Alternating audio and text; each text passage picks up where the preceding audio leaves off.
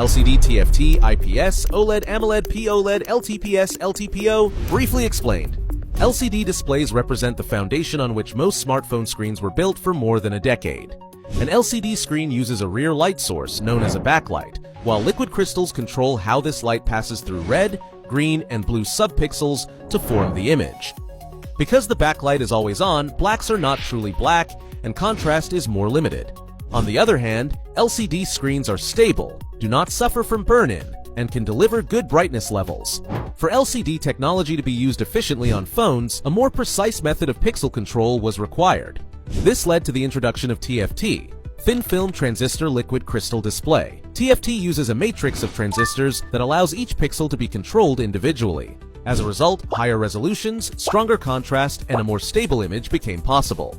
Samsung SGH-T100, released in 2002, was one of the first mobile phones equipped with a TFT LCD display, marking the transition from passive matrix screens to active matrix displays on mobile devices.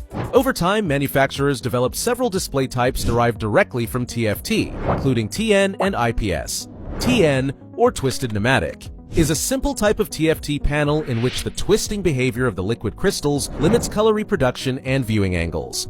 For this reason, it was mostly used on entry-level phones. IPS, in-plane switching. IPS is an evolution of TFT LCD displays, improving colors and viewing angles, while still retaining the inherent limitations of LCD technology, such as imperfect blacks and potentially higher power consumption depending on the implementation. At the same time, some manufacturers introduced their own LCD optimizations tailored specifically for smartphones. For example, Super PLS, plane-to-line switching, is Samsung's alternative to IPS. It offers higher brightness and wide viewing angles. Super LCD is an optimized version of IPS LCD, popularized by HTC, which integrates the touch layer more efficiently with the display panel. This results in a sharper image, reduced reflections, and better visibility in bright light. However, all of these limitations eventually led to the emergence of a completely different technology: OLED, Organic Light Emitting Diode. Unlike LCD displays, an OLED screen no longer requires a light source behind the panel, because each pixel lights up individually and produces its own light. This completely changes the way the image looks. When a pixel needs to display black, it simply turns off, resulting in true blacks, much higher contrast, and an image that feels deeper and more alive. Another important advantage of OLED is power efficiency in certain scenarios. Because pixels only light up where needed, dark user interfaces or dark mode can consume less power than on an LCD display.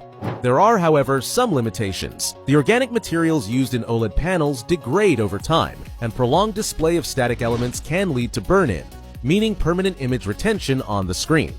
To reduce these problems and adapt OLED to the demands of modern smartphones, the technology was gradually created, resulting in several variants. AMOLED, Active Matrix OLED. AMOLED is the mature form of OLED technology used in smartphones. It relies on an active matrix of transistors that controls each pixel individually. This allows for smoother displays, very fast response times, and improved power efficiency in certain use cases. In practice, most OLED screens found on smartphones today are AMOLED panels. POLED, also known as flexible OLED, uses a plastic substrate instead of glass, enabling curved or foldable displays. In terms of image quality, it is similar to AMOLED, but its key advantage is physical flexibility, which is essential for foldable smartphones.